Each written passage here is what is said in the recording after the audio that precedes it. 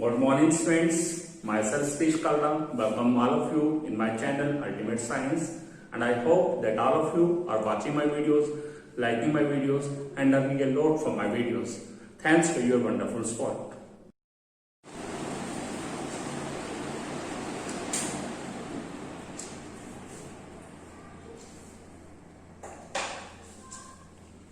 Good morning students. बच्चे आज हम लेके आए हैं क्लास +2 चैप्टर नंबर 2 सॉल्यूशंस, और उसका हमारा टॉपिक है आज का हेनरीज लॉ। बच्चे आपने मेरे पिछले वीडियो में देखा solubility of gases in liquid, और उसमें मैंने जब फैक्टर्स बताए थे तो उसमें मेरा थर्ड फैक्टर था प्रेशर, और आपने वहां पर पढ़ा था solubility is directly proportional to pressure. तो ये जो टॉपिक है उसी की कॉन्टिन्यूशन है। तो क्या है हेनरीज लॉ, ध्यान से समझेगा। According to this law, the mass of any gas dissolved in a unit volume of liquid solvent is directly proportional to pressure of gas in equilibrium with the solution। यानी कि क्या है, हमारे पास कोई भी हमारे पास गैस को सोल्यूशन में हम जब डिजोल्व कर रहे हैं तो उस गैस का जो मास है वो किस चीज के डायरेक्टली प्रोपोर्शनल होगा, pressure of gas in equilibrium with the solution.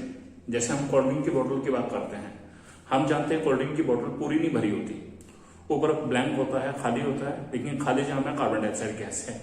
तो वो कार्बन डाइऑक्साइड गैस जो एम्प्टी स्पेस में है वो सॉल्यूशन के अंदर पाई जाने वाली कार्बन डाइऑक्साइड गैस के साथ इक्विलिब्रियम में है। तो उस जो ऊपर ब्लैंक स्पेस में पड़ी हुई कार्बन डाइऑक्साइड गैस है उसका जितना ज्यादा प्रेशर होगा वो कार्बन डाइऑक्साइड गैस सॉल्यूशन के अंदर उतनी ही ज्यादा मात्रा में डिजोल्व होगी, यानी कि उसका मास ज्यादा होगा। सो फर्स्ट डेफिनेशन क्या है, according to Henry's law, mass of any gas dissolved in unit volume of liquid solvent is directly proportional to pressure of gas in equilibrium with the solution। Suppose करो mass of any gas dissolved in unit volume of liquid solvent is represented by small m and it is represented by small p, तो m proportional to p and m equal to k into p। This is first definition of Henry's law। ये क्या है, हमारे पास first definition है Henry's law की। Second definition वहां हमने पढ़ा भी था, mass of any solute dissolved in unit volume of liquid solvent it represent solubility. और किसको रिप्रेजेंट करता है, सॉल्युबिलिटी को। इट मींस मैं इसके बजाय क्या ले सकता हूं, सॉल्युबिलिटी। तो यहां पर सेकंड डेफिनेशन क्या है हेनरीज लॉ की, according to Henry's law solubility of any gas dissolved in unit volume of liquid solvent directly proportional to pressure of gas in equilibrium with the solution। तो यहां हमारे पास second definition Henrys law की है। Clear. अब हम third definition की ओर आएंगे।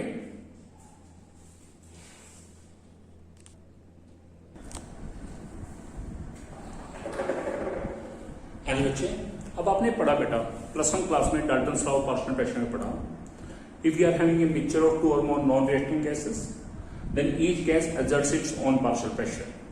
तो सेम बेसिकली यहां लेके चलें, if you are having a mixture of gases, suppose करो हमारे पास गैसेस का मिक्सचर है, then each gas exerts its own partial pressure, and if we are having a mixture it means the components of mixture are different, it means each component is having its own mole fraction, her component का अपना mole fraction होगा। तो अब उसी को लेके चलें। अब हम बात करके चलते हैं, if solubility of any gas dissolved in a unit volume of liquid solvent is represented in terms of mole fraction, यदि इसको mole fraction की टर्म में करें then यहाँ pressure of gas in equilibrium with solution it is represented by partial pressure। इसे किससे represent करेंगे, partial pressure से।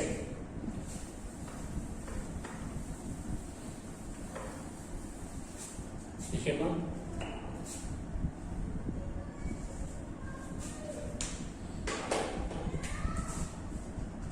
if we are having a mixture of gases, then each gas will exert its own partial pressure, and if solubility of any gas is expressed in terms of mole fraction of that gas, then according to Henry's law, तो Henry's law के according क्या होगा?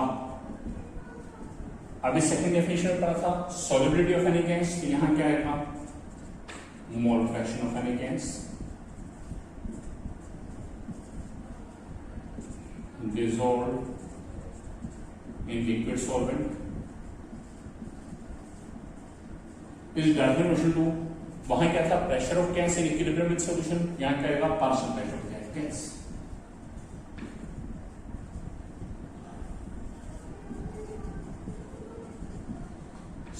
It means suppose for gas A, मान लो मेरे पास एक gas है जिसका नाम क्या है? ए है। तो mole fraction of any gas क्या होगा? HC proportional to partial pressure of that gas क्या रहेगा? PA। HC proportional to PA, proportional sign हटाएंगे माने तो कांस्टेंट, तो HC इक्वल क्या आएगा? K into PA। अब इस K को इधर भेज दूं तो PA कितना आ जाएगा? 1/K into HC, and 1/K जो है this is another constant known as KH। So यहां क्या आएगा? PA इक्वल टू क्या आएगा? KH into HC। Here KH क्या है? This is the Henry's law constant या हेनरीज कांस्टेंट बोल देते हैं, ठीक है। अब यहां पर बात है कि हमने गैस A अज्यूम किया था।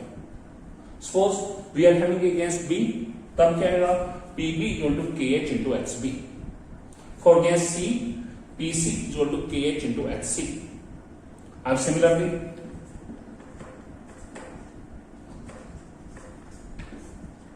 for carbon dioxide gas, मान लो carbon dioxide gas is dissolved in water, तो क्या आएगा? पार्शियल प्रेशर ऑफ A की जगह कार्बन डाइऑक्साइड आएगा CO2 into KH into mole fraction में किसका आएगा? CO2।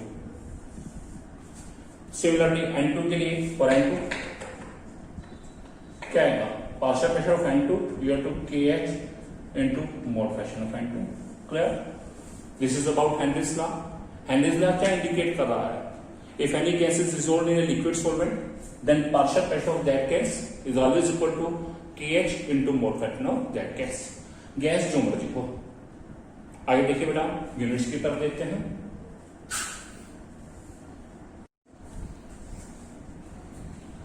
हाँ जी बेटा, अभी हमने देखा for Henrys law. Henry's law में क्या है? For any gas A PA क्या गया था? KH into HC। सेम वैसे PB क्या गया था? KH into HB। For any gas N2 dissolved in water, ये dissolved in any liquid solvent, partial pressure of N2 equal to KH into mole fraction of N2। अब हम बात करें unit of KH। अब KH की unit की बात, यानी कि हेनरीज लॉ कांस्टेंट का यूनिट क्या होगा? अब आपके सामने है, हम देख रहे हैं यहाँ partial pressure into KH into mole fraction, और हम ये भी जानते हैं mole fraction has no unit, mole fraction का कोई यूनिट ही नहीं है। So it means unit of partial pressure is always equal to unit of KH, इसका यूनिट ही नहीं है, मेनली नो यूनिट। इससे क्या क्लियर हो गया?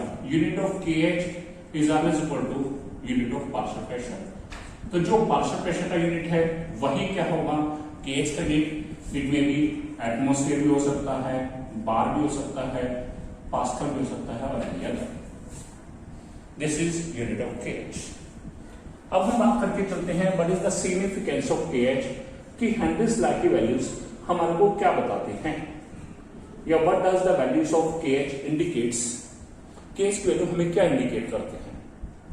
First point, the value of KH जो है it depends upon the nature of gas, यानी कि हमारे पास the value of KH depends upon nature of gas, यानी केएच की वैल्यू गैस की नेचर पे डिपेंड कर रही है। यदि हम गैस चेंज करेंगे, मान लो पहले N2 गैस है, देन CO2 गैस है, देन H2S गैस है, हर केस में केएच वैल्यू चेंज होती रहेगी क्योंकि गैस चेंज हो रही है। Second thing, the solubility of any gas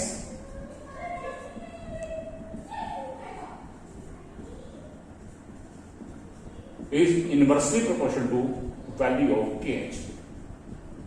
किसी भी गैस की जो सॉलिबिलिटी है वो केएच वैल्यू के क्या है, इनवर्सली है, यानी कि केएच वैल्यू जितनी ज्यादा होगी वो गैस उतनी ही लेस सॉल्युबल होगी, और केएच वैल्यू कम होगी तो वो गैस उतनी ही ज्यादा सॉल्युबल होगी। Third thing, the value of KH directly proportional to temperature. KH value क्या है, टेम्परेचर की क्या है, डायरेक्टली प्रोपोर्शनल है। It means if we increase the temperature, then the value of KH of any gas will increase, और KH value increase होगी तो solubility क्या होगी, डिक्रीज। ये तीन सिग्निफिकेंस है KH वैल्यू के। KH वैल्यू क्या क्या इंडिकेट करते हैं। अब एक क्वेश्चन आता है इन सिग्निफिकेंस से related, very important question. Question क्या है, why aquatic species feel more comfortable in cold water than in warm water। Question क्या है कि भैया एक्वेटिक स्पीशीज जो हैं they feel more comfortable in cold water than in warm water, कि हमारे पास चाहे जितनी मर्जी सर्दी हो, जितनी मर्जी ठंड हो, एक्वेटिक स्पीशीज यानी कि जल के अंदर रहने वाले जितने भी जीव जंतु हैं उन्हें कंफर्टेबिलिटी मीन आरामदायक फील होता है। कहां, ठंडे पानी में रहना, गर्म पानी की बजाय, या हमें कहें कोसे पानी की बजाय। अब यदि यहां देखें ऐसा क्यों, वी नो हमें सांस लेने के लिए क्या चाहिए, ऑक्सीजन गैस। तो सेम बेसिक जितने भी एक्वेटिक स्पीशीज हैं उन्हें भी सांस लेने के लिए क्या चाहिए, ऑक्सीजन गैस। हम ऑक्सीजन गैस कहां से लेते हैं, एटमोस्फेयर से, और वो कहां से लेते हैं, they depend upon the dissolved oxygen, यानी कि oxygen dissolved in water for their breathing, for their respiration. इस पॉइंट को माइंड में रखना, aquatic species depend upon dissolved oxygen for their respiration. अब आपके सामने one is cold water, second is warm water, which one is having higher temperature? I will say that warm water is having higher temperature. It means warm water, higher temperature. Warm water indicates higher temperature. और अभी हमने पढ़ा, if temperature is high, then the value of KH will also become high. It means the KH value for the dissolved oxygen will be higher in warm water. KH value क्या हो जाएगी, high हो जाएगी. And value of KH और solubility एक दूसरे की क्या है, inversely. It means if the value of KH will increase, then the solubility of oxygen gas in water will decrease. यानी कि डिजोल्व ऑक्सीजन की मात्रा क्या है, कम हो जाएगी। यही कहेंगे वार्म वाटर के अंदर ऑक्सीजन गैस की सॉल्युबिलिटी कम हो जाएगी, यानी कि ऑक्सीजन गैस लेस अमाउंट में होगी, यानी ऑक्सीजन गैस की क्या होगी, डेफिशिएंसी होगी। और यदि हमें किसी जहां पे ऑक्सीजन की डेफिशिएंसी फील होनी शुरू हो जाए तो हमें क्या होता है, सांस लेने में दिक्कत। वैसा ही सेम एक्वेटिक स्पीशीज के साथ। इट मीन्स एक्वेटिक स्पीशीज के हैं अपने आप को कंफर्टेबल फील नहीं करेंगे। तो कहां फील नहीं करेंगे, वार्म वाटर में, और कोल्ड वाटर में इसका उल्टा। तो आप बताएंगे warm water indicates higher temperature as we know that the value of KH of any gas is directly proportional to temperature. So in case of warm water, the KH value of dissolved oxygen will become higher and solubility of KH oxygen gas in water will decrease. It means amount of oxygen gas in water will decrease. As a result, उसकी वजह से क्या होगा, the aquatic species feel deficiency of oxygen gas in water and they will feel suffocation and ultimately they will die. And that's why aquatic species feel more comfortable in cold water than in case of warm water. अब हम करेंगे बेटा इसके अंदर हमारे पास limitations of Henry's law. Henry's law की limitations क्या है?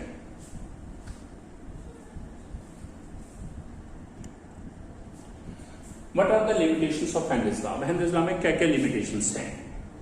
The Henry's law is applicable only when the following two conditions are satisfied. अब दो कंडीशन सेटिस्फाई होनी जरूरी है। क्या कंडीशन है? First point, the pressure of gas should be low. Pressure क्या है, लो होना चाहिए and temperature should be high.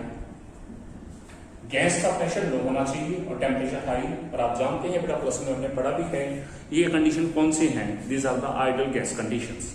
It means the given gas should behave like an ideal gas, और गिवन गैस जो है आइडियल गैस की तरह बिहेव करनी चाहिए। Second thing,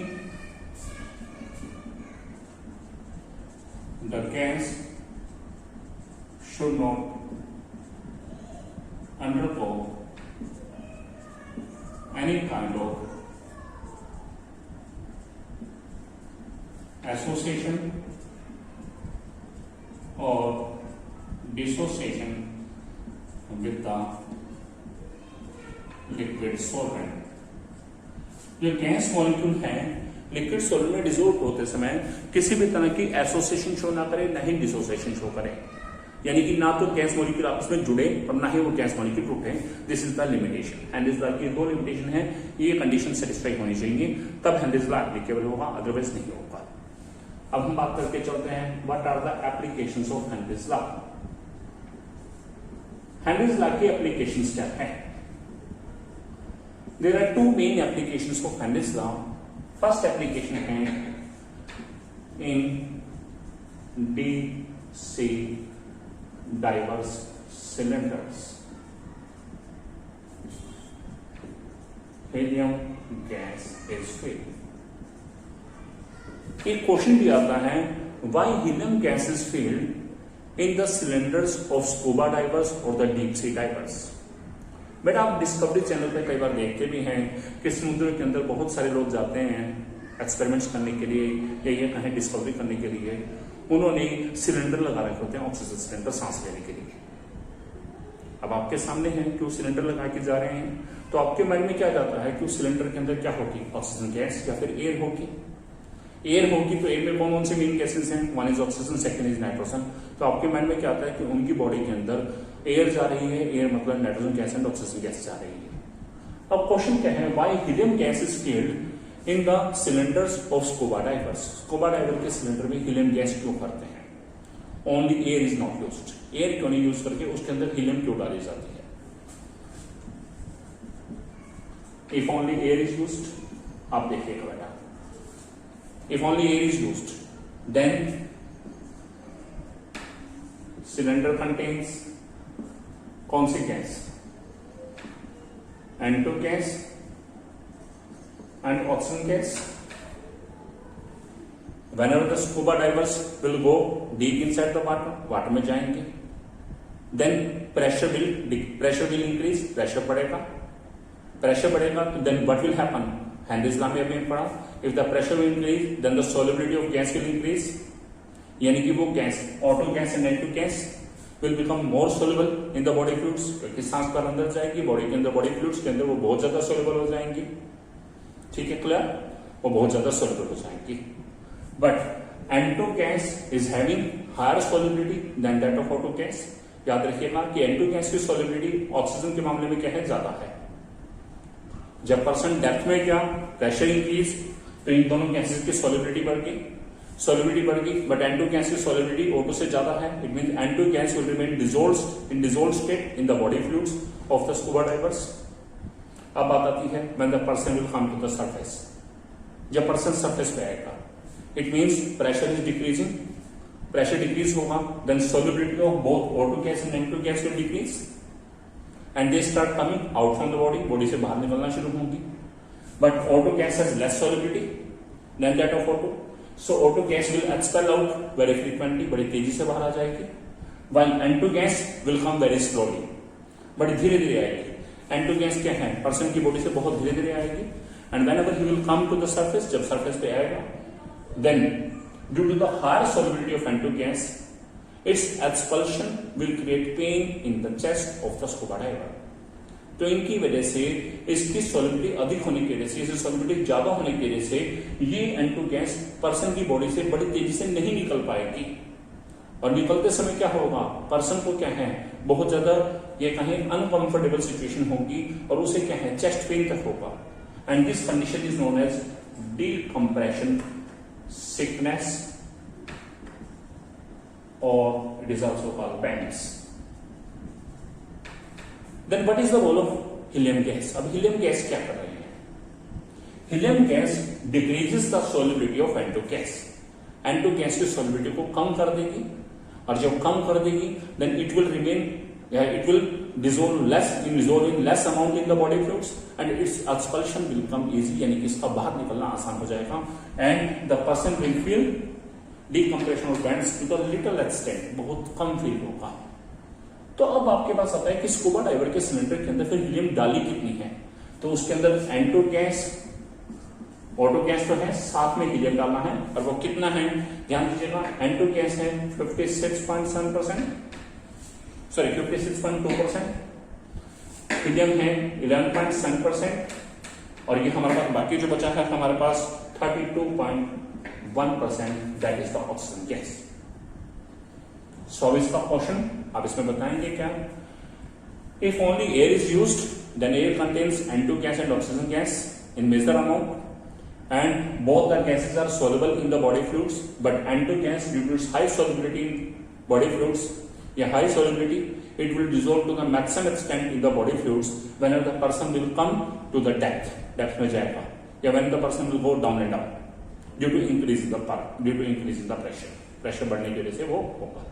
But whenever the person will come to the surface की तरफ आएगा, then the pressure will decrease, pressure decrease होगा, and due to decreasing pressure, solubility of both N2 gas and O2 gas will decrease. But N2 gas, due to its greater solubility, its expulsion will become difficult from the body fluids, या from the body से इसकी expulsion क्या है, difficult हो जाएगी, and the person will suffer chest pain, a person will suffer uncomfortable situation, with the uncomfortable situation, and these conditions are called decompression sickness or bands. To avoid the decompression sickness or bands, helium gas is filled, and helium gas decreases the solubility of N2 gas. And it makes its expulsion easy. Second question है, why the people living at high altitudes or the climbers living at high altitude, climbers going to the high altitudes, suffer from a disease anoxia? The person living at high altitudes or climbers suffer from a disease named anoxia. अब क्या है ये disease, ध्यान से समझेगा। We know at high altitudes, as we move towards upper side, towards hills or towards the mountains, the pressure will decrease. Pressure decrease होगा, and due to decrease in pressure, the solubility of oxygen gas will also decrease. Oxygen gas की solubility क्या है, कम होती जाएगी, या हम ये कहेंगे the mass of oxygen gas or the amount of oxygen gas will decrease with the rising heights. So at the higher heights, या ये कहेंगे at high altitudes, due to decreasing pressure, amount of oxygen gas will decrease, and we need oxygen for our survival. It means the person living at high altitudes or the climbers will feel deficiency of oxygen.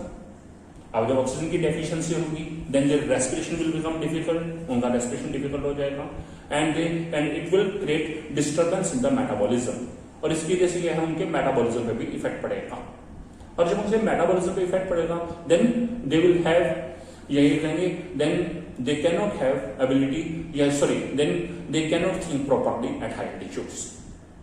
तो उस समय उनके पास एक condition आएगी that they will become unable to think properly, कि वो properly सही ढंग से सोच नहीं पाएंगे, क्योंकि उनकी बॉडी का मेटाबॉलिज्म प्रॉपर नहीं हो रहा है, and this disease is called anoxia. इस डिसीज को हम क्या बोलते हैं, एनोक्सिया। और आंसर क्या देंगे, with the rise in height the pressure will decrease, and due to decrease in pressure oxygen gas amount will also decrease, and due to decrease in the amount of oxygen gas the persons living at high altitudes or climbers will not respire correctly, or will not respire properly, and it will affect their metabolism and their thinking power, or we will say they become unable to think properly, and this disease is called anoxia. This is all about Henry's law.